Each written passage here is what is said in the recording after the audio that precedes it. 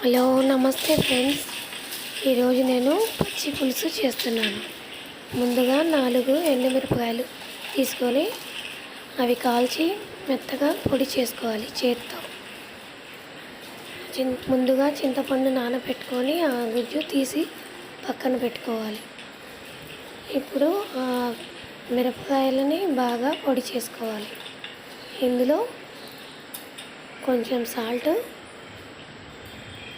వేసుకోవాలి. ఇందులోనే ఉల్లిపాయలు వేసుకోవాలి. ఇవి రెండింటిని బాగా కలిపి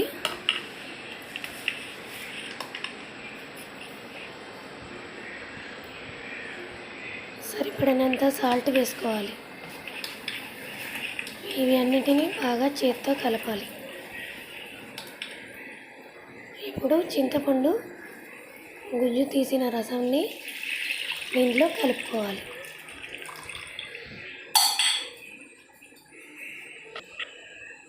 ఇందులో కొంచెం కొత్తిమీర వేసుకోవాలి.